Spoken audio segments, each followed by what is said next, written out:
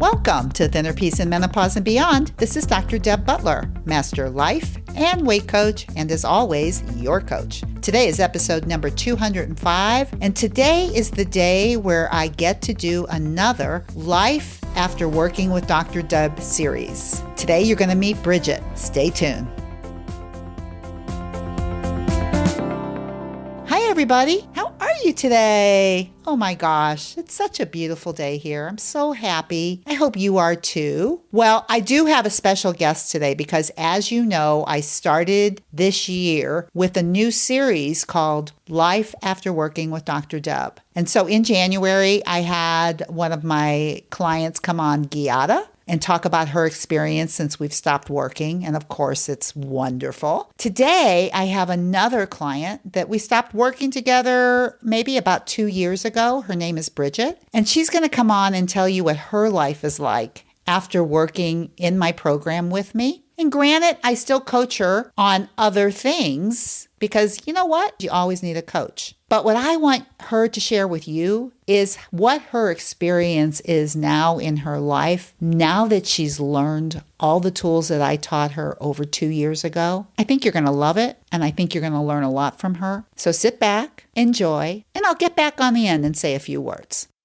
So welcome, Bridget, to the podcast. It's good to see you. Usually we're just talking on the phone. Yes, it's great to see you, Dr. Deb. I know. So it's like there's so much that I want you to share with our listeners, and not just listeners now, all of our lookers who are actually watching Right. us. Hi, everybody. Hi, everybody.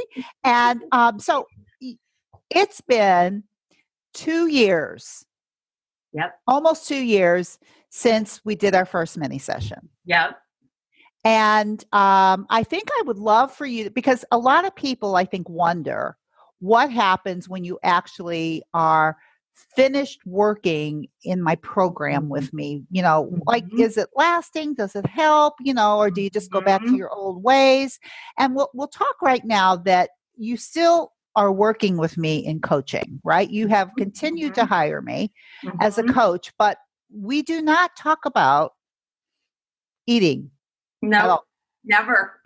Never, because that's really way in the background. And even it's funny because when we were talking about food and alcohol, we didn't talk about food and alcohol that much either. It was more all of the thoughts that were creating those actions, right? Right. So take all of us back to why you decided to do a mini session with me almost 2 years ago. Do you remember where you were? Because you're so far from that now. Do you remember? I feel like a different person, but I remember I was a mess. I had a lot of changes in my life and stress and drama. My one of my kids came out as transgender. I was processing. I had a heavy workload in my business. I run a business that I've run for a couple of years. And I was just spinning with overeating and over drinking. And those had always been struggles in my life, on and off, but I had them under control for a while. So I really couldn't figure out why this time I couldn't do it on my own. And so I sought out a podcast. I just checked weight loss podcasts, and yours came up, and for women in menopause. And I thought, how much more perfect. This speaks to me. I've got to start listening to this podcast. I binge listened to you, Dr. Deb. Yay, binge listened. I know that's a terrible metaphor for this. No, it's great. It's actually a great metaphor. And I was so afraid to reach out to you for a mini session because I had listened to you for so long. I had listened to all of your podcasts, and it made perfect sense. And I knew that's what I needed to do. And I had done every other program on the planet in my lifetime. I've struggled with my weight my whole life. I had done Weight Watchers, everything. I was Weight Watchers lifetime member, all of it. Yeah. But listening to you, I knew, oh, this is really it. This is what it takes to do it for life, and not to yo-yo up and down the way I always had. And so it was really scary to have that first call with you. Not that I was afraid of you. I felt your loving presence. I felt like I knew you already. Yeah. Because you're so open and loving on your podcast, and I related to you on such a deep level. Yeah. But that first call is where I really had the opportunity to speak the truth about how much I was struggling and how I was not able to do it on my own. Even though I knew everything. I knew it all up here. I'm smart. Yeah. All your listeners and all your clients are so smart. Has nothing to do with that. Mm-hmm. So I made that call, and that was it. And we started doing the work, and it was one of the, it was in a way some of the hardest work I've ever done, and for sure the most rewarding work I've ever done, and the most freeing and healing. And it allowed me to move into areas of my life and do things in my life that I never could have imagined, and to let things go that I thought were excuses to not be able to live a healthy, happy, full life. It's just miraculous when I think about it, really. Wow. Wow. We could just stop right now. Okay. That's pretty much it. There's so much more to it. Yeah. Well, what I was going to say, what you said to me is you were scared. Yeah. Tell me, because I think a lot of people are. I think, what is it? Why is it so scary? Why was it so scary? I think we know, Dr. Deb, that you are not going to let us lie to ourselves anymore. You're going to be a partner in uncovering the truth in what's really going on in our minds, mm-hmm. in our actions, and how it's all connected. Mm-hmm. Uh-huh. How our thoughts are creating our feelings. And once you learn the tools that you have, you can't really deny what's happening anymore. You can't blame outside circumstances. You can't blame your upbringing. And you can talk about those things and reflect on them. And you're very empathetic about, how we've gotten to where we are. Mm-hmm. But there are no more excuses. If we really want to change and be healthy and happy and release the weight and release the overuse of alcohol and buffering with whatever it is that we're buffering with, mm-hmm. you are the person who's going to partner with us to do it. So once you know that, it's a little scary to say, okay, I'm ready to do it. But it's the best thing you could ever do. You've got to, just like everything else worth anything in life, you have to push through the fear. I love that. So it was scary because you were scared of the truth and scared of having to work and to uncover things that maybe you haven't wanted to look at. That stuff was scary to you. Yes. And as you know, I didn't even tell you things until months in. I think that's really fascinating too, is that some of your deepest, darkest fears really didn't come out for a while, which is which I think is really interesting, because you were scared of finding your truth. And yet really that's exactly what you wanted to do. Yes. And I think what you're really saying that I think is good for everybody to hear is that, you do it in your own time.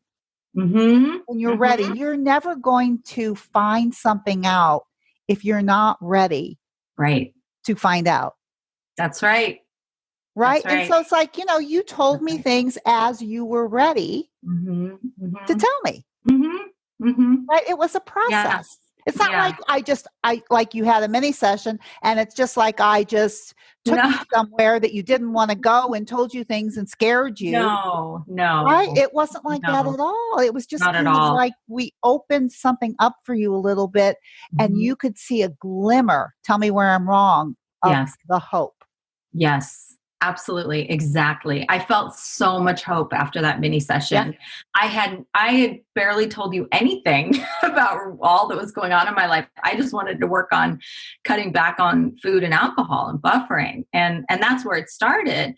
But I knew after that call that my life was going to change forever. And you were right. I knew it. You were right. What do you know? When you think a thought, my life is going to change forever, the result is your life changes forever. It does, right. Anybody can use that thought. Anybody can use that thought when they're ready to get on a mini session with me if you can get off saying my life is going to change forever, you will create that result in a coaching with coaching. Yes. I love that. Okay. So now what I want to ask you, because this is one of my memories, is the reason that you were so desperate when you first called me, wasn't it after you came back from a trip from New York? Yes. Okay. So talk about that a little because that talks about the problem with eating and drinking. Yeah. Well, I'm sure everyone watching can relate to noticing an escalation and buffering of some form. And so I was traveling. I still travel a lot for my business. Yeah. And I live in California. I was in New York, but I grew up in New York. Mm-hmm. So there's a lot of comfort food, especially pizza, as you know. Quote unquote comfort food. Just so pizza, yeah, has been my go-to comfort food. And when I'm in New York, unlimited pizza and red wine with that pizza. So I just had a trip. And looking back, it's so, and I'm sure so many people can relate to how I was so high functioning. I mean, I went for a work trip and I did a great job with the work I was doing there, and I saw friends and I still did amazing things, but I felt out of control with eating so much pizza. And I would not eat the pizza for meals. I would go and tell myself I would eat a healthy salad at a restaurant, and then I would go for the pizza after, because when you weren't even hungry. Nope. The pizza was not fuel. The salad was fuel. And I would try to tell myself that I was going to stop there. And then I walk when I'm in New York City. So I would walk past every corner as a pizza place, right? So I could not make it back from the salad restaurant to the hotel without stopping for pizza. So I felt out of control. I had gained weight and was also in starting menopause. So I really felt the old tricks and quick fixes that used to work for me did not work anymore. I would starve myself for a few days, and that used to work, which isn't healthy anyway. I've lost weight in the past, and I realized it was never really in healthy ways, and my mind wasn't in the right place, and therefore it wasn't sustainable. So I called you I started listening to you out of desperation. And then I shared, and then when I had the mini session and shared my experience with the trip to New York, I had a lot of shame about it. I know. I remember that. And so eating was one part of the problem, but there was also, like, we really dealt with alcohol and we dealt with food. And when we did, because everybody, they can go back and listen to our first podcast that we did after we finished the program. Yeah. And one of the things that you had said on that podcast is I really am comfortable with food. I totally understand, when I'm hungry and when I'm full and how to fuel eat. And I'm still working on the alcohol at that time. Right. So you want to say a little bit about the alcohol, because is that a problem for you? Not anymore. Right. So even from that first podcast, you have made even more progress, right? Yeah. Which is really good for people to see, is that once you have the tools and you know what to do, you keep progressing. Yes. Which is what you did. Yeah. But say a little bit, because I think there's a lot to be said about alcohol in general, but where were you in the alcohol realm, and how come you feel so in control now, and why did you feel so out of control before? Yeah.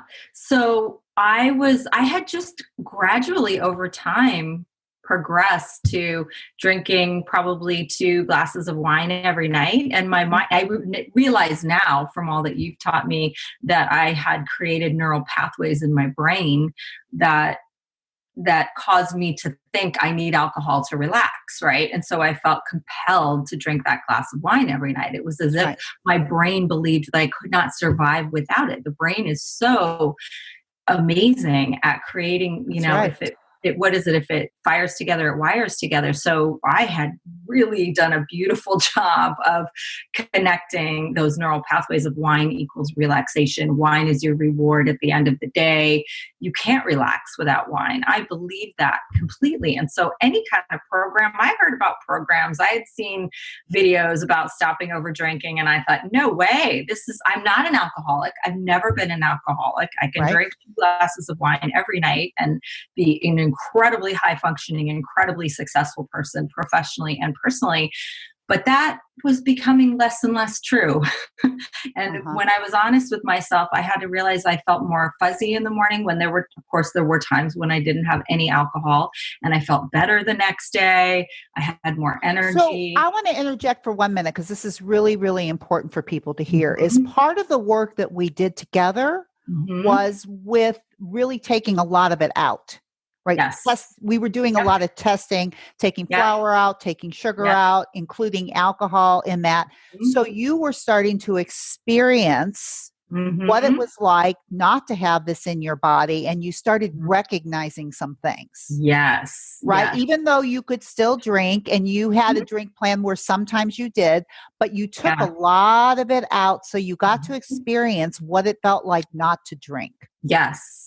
Yes. In the beginning, you and I really used the drink plan protocol. And I wanted to go to parties and have my drinks. And you really helped me understand that was fine as long as I planned ahead of time using my prefrontal cortex. I'll have 2 drinks or whatever, and then kept my word to myself. You are in my head, Dr. Deb. Your voice is in my head every day, every week as I plan my week. We're having such a good time together. Yeah, we did. I know.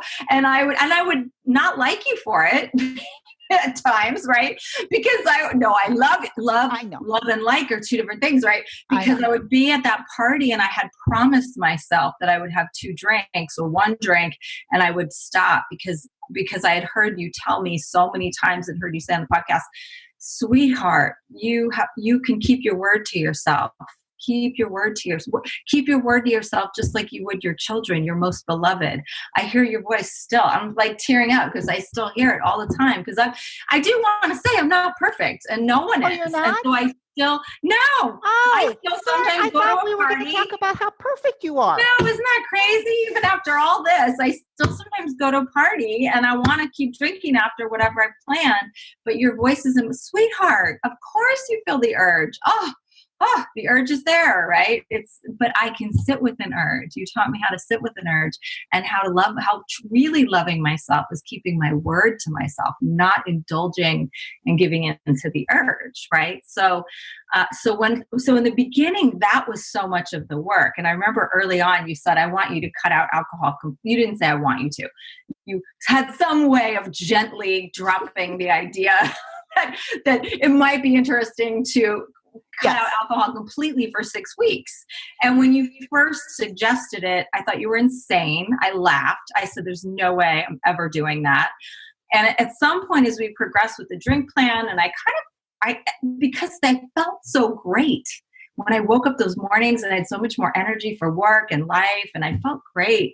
At some point I kind of moved to where I'm now is just drinking occasionally on the weekend only, really. And so I kind of moved toward not doing it much at all during the week. And I thought, well, now it doesn't sound like such a crazy idea to cut it out entirely for 6 weeks.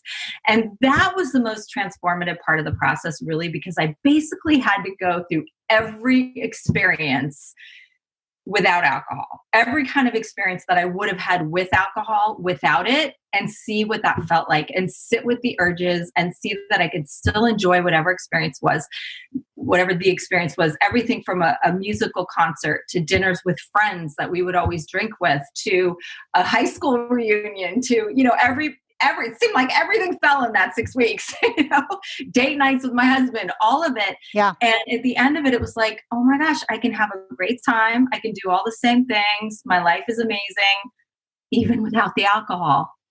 Right. And just so everybody knows, you were getting coached throughout this whole thing too. So you were bringing back, the experiences of whatever that week had for you. And we could really look at the thoughts that were creating the urges so that you could really see them. And then you could really question, do I really need it? Am I really missing out on something? Because your brain's telling you you're missing out. You're not going to be able to do it. And I remember something so distinctly with you that with, maybe this needs to be, I'm going to just say this. Say it, go for it. I was just thinking, it's like, that when you went with your mom, when you used to go out to lunch. Yes. You said, that's the only time I have to drink. Right. Yes. Because it really was incremental how we did this. Because in the beginning, there was no way you were giving up alcohol. Right. Like you Right. go, we kept it kind of as joy eating and joy drinking, but there was Yep. like, no way, I'll give up sugar and flour, but I'm not giving up alcohol. Yeah. Right. And so we just Yep. worked with it. It's Yep. like you can work with anything. And we Yes. just slowly took your brain as it started being able to stop being so afraid. Yes. It started actually seeing things for you because of the way that you were changing your thinking. It was actually seeing things more clearly. Yeah. Mm-hmm. Yes, absolutely. So true. It's so true. Right. And so now, 2 years later, how are you? Well, yeah, it's so funny that you bring that up because it goes really deep for me because I was blaming the lunch with my mom, as like this, there's no time where I need to drink anymore. I can have a lovely lunch with my mom with or without wine and have done both many, many, many times since we've been doing this work. But that was another thing I was pairing. We pair these things and it's always the thought. The thought is, I have wine with my mom at lunch when we go to lunch. That was my thought that was creating the whole cycle and the whole model.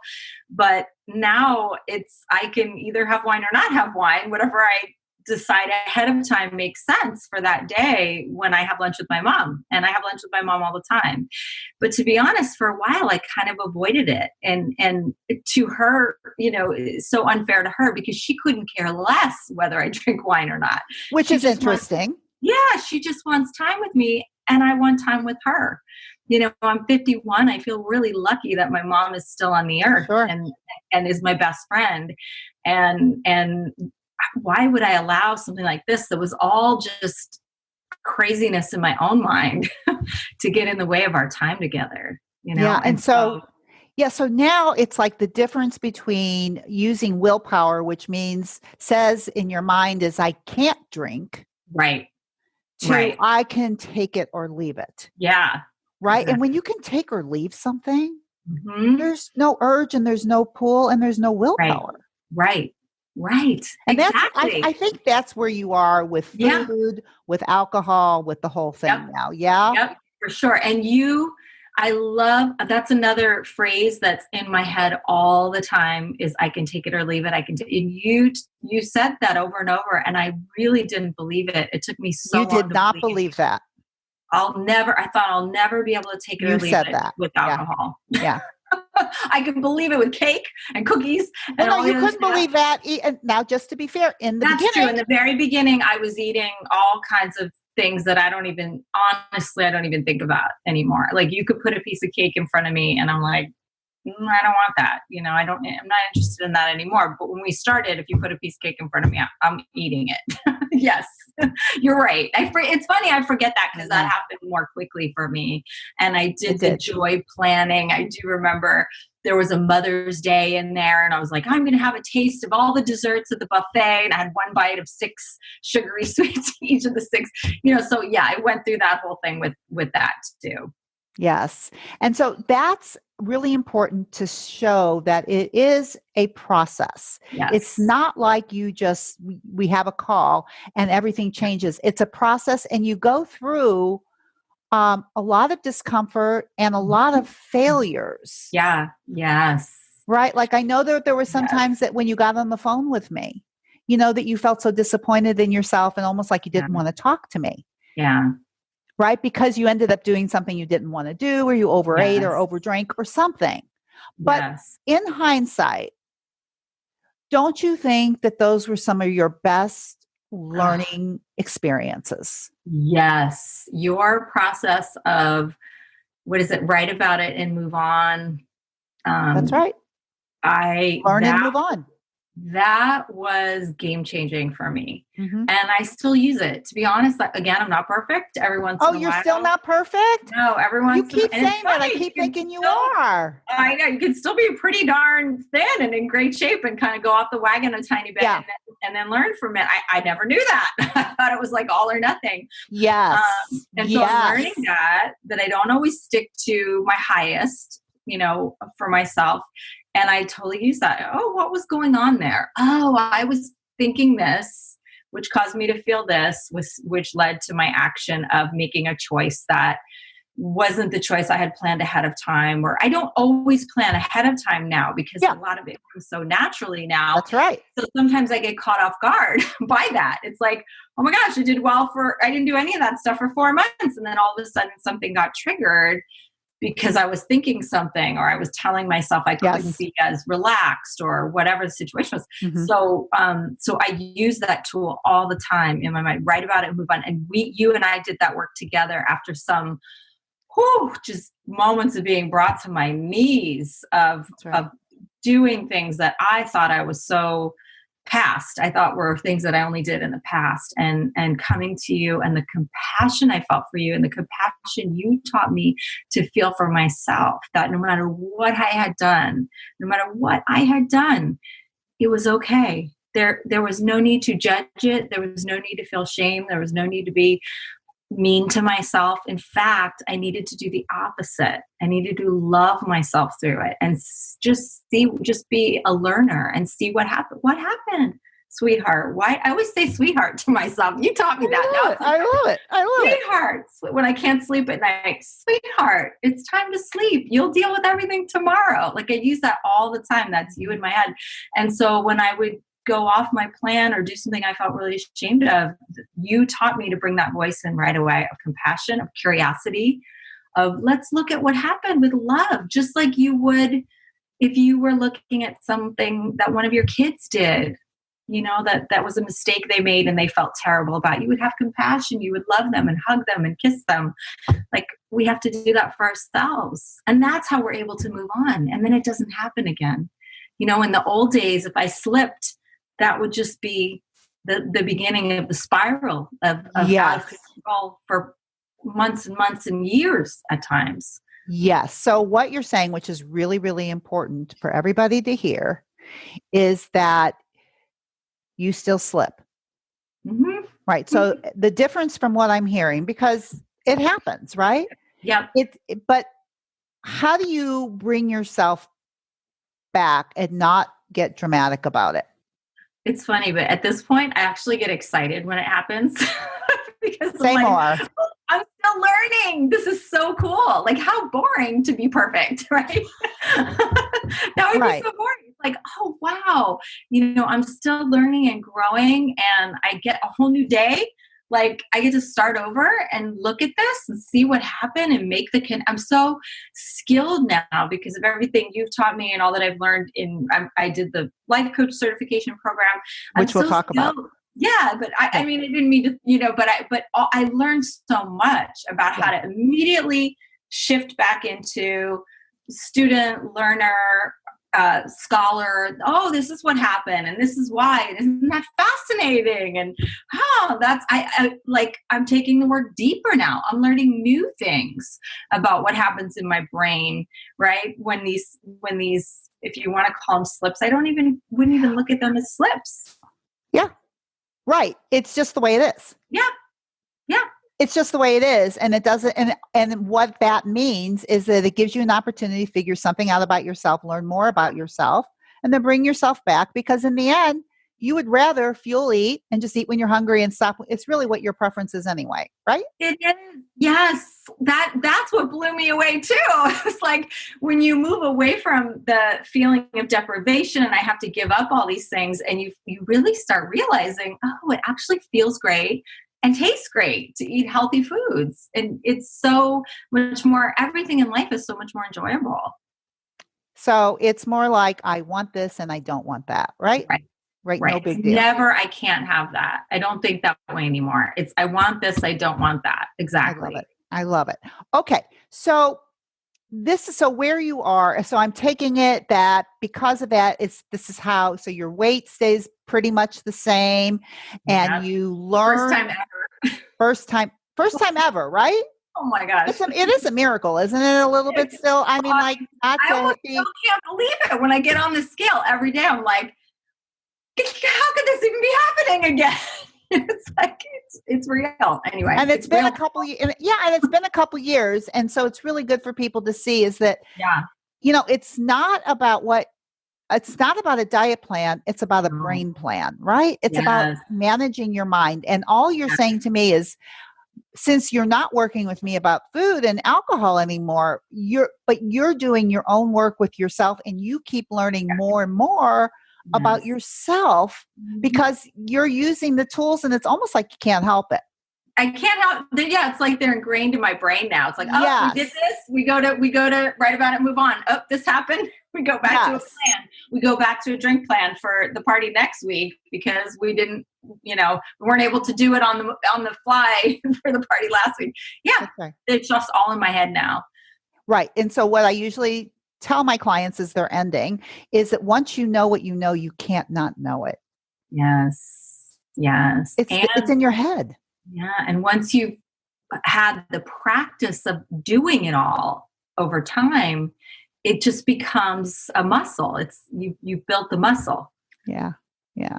So, how has your life changed since we finished working? Because we are working together. I still work with you as life coaching, Yes. right? Because you Yes. like to have a coach available just to help manage your mind. And of course, Yes. I still have a coach to help me manage my mind. So I encourage everybody that even when you feel like it's going good and you've got things working for you, your brain still needs management. And sometimes you just can't see it yourself.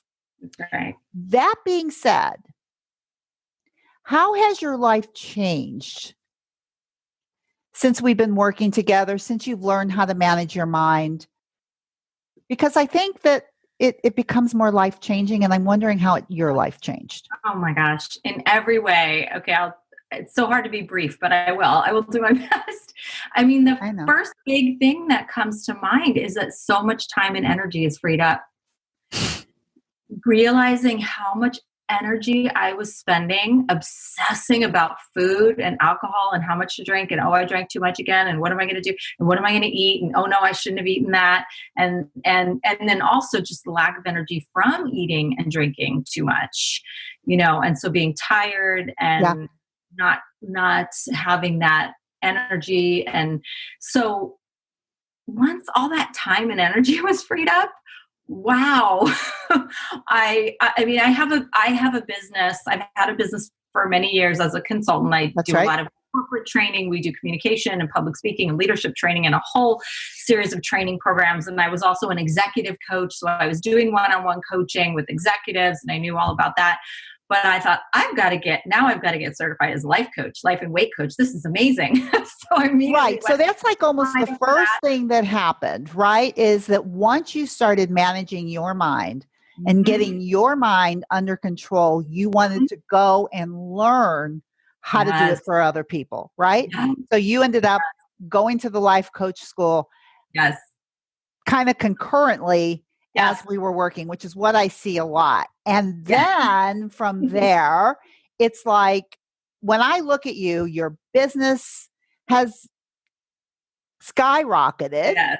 Yes. You're a certified life coach. You love coaching people. Yes. And I think that happens is when you make more room in your brain and then you learn all these things. It's like you just want to give it to other people, which is like so Yes. exciting for me, is Yes. that's what I'm passing on. Yeah. Yeah. Absolutely. It's the best feeling in the world. I love it so much. And I for me, learning all those tools myself with you and then learning how to use the tools as a coach has deepened my ability to apply them in my own life. And Yes, I just steep myself in all of the lessons and all of the terminology, and I'm just as much using it on myself to coach myself all that's the right. time. And in our work together, in our continued coaching, and with my clients who I coach, I feel like all of it just reinforces it so much in my life. But I mean, everything changed as well. My relationships, my relationship with my parents, my husband, my kids, my friends. I have all my friends, I talk about you all the time. I talk about the life coach school all the time. I've gotten so many people involved and interested. And Yeah, even my executive coaching clients, I've got them listening to your podcast and in amazing. Self-Coaching Scholars. And, there's crossover with all of it. It's so Yeah. valuable, all of it. So For people who are watching this or listening, Mm-hmm. who were where you were 2 years ago, desperate, out of Yeah. control, not knowing what to do, what would you say to them about either making a mini session or committing to, investing in themselves? What Mhm. would you say to them when you know that they are where you were? Yeah, I would say, please, please do it for yourself. Please do it. I promise you, I was just as afraid as you are, but I cannot tell you how much better my life is in every single way. You got to do it. You got to jump off the cliff. You got to call Dr. Deb. I mean, I'm sure you're listening to her podcast. You're part of her tribe, as I'm so proud to be. But you got to, for me, I had to do the one-on-one work and I had to do the deep work. I needed someone to really push me further than I think I would have been able to push myself. So please do it for yourself. And I'm not saying this to advertise. I'm just saying it because when you've healed and you've seen how much harm you were doing to yourself and how it's so unnecessary, and you can manage your mind and you can rewire your mind and you can enjoy your relationships and your life and everything, your work. You can be healthy and fit and thin and peaceful. You can have it all. Like I swear. And it's not a quick, easy fix. I won't lie about that. Like I think Dr. Deb, one thing I also remember is you say you have to go through the river of misery. You do have to go through the hard work of going inside your brain and changing things in there and sitting with the urges and sitting with the discomfort. But now looking back after like 2 years of, well, I guess a year and a half of being free of all that, oh my gosh, the time period where it was so hard and I had to invest in working through it seems like nothing, because now I've got this for the rest of my life. You have to do it, people. Do it, please. All right, calm down. Because not because I'm selling this program, it's because it'll make the world a better place. Mm-hmm. Because for everyone who's watching, if you do it, I know that the ripple effect will be huge, that your whole family, community, wherever you are in the world will be impacted by you doing this work to become the version of yourself that you really have the potential to be. Oh, right. Well, Bridget, I could have you go on and on and on. But I just want to thank you so much for sharing so much of yourself today and making me proud and so happy that this is what I get to do in my life, and so happy for you that you're going to do the exact same thing in your life. Thank you, Bridget, for being here today. Thank you for having me. Thank you. I could not possibly be more grateful for you. My heart is just filled with gratitude for you. Thank you. Thank you.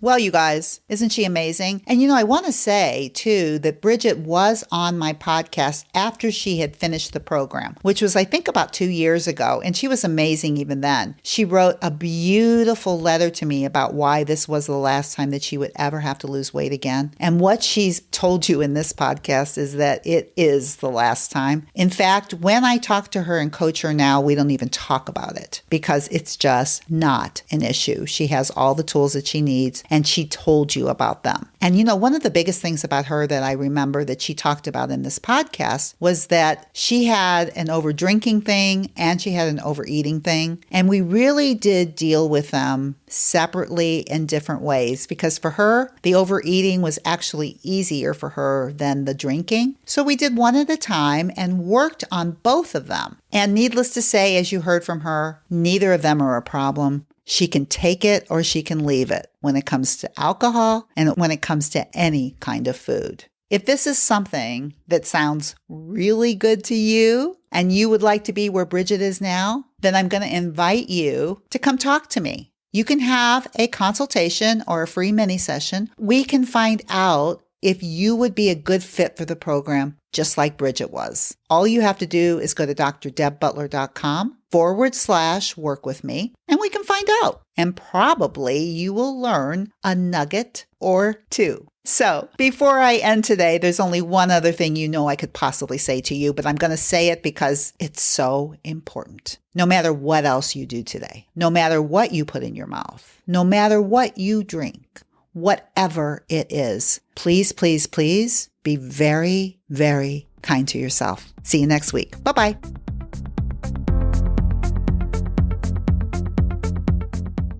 I would like to invite you to correspond with Dr. Deborah. Go to iTunes, drdebbutler.com/iTunes.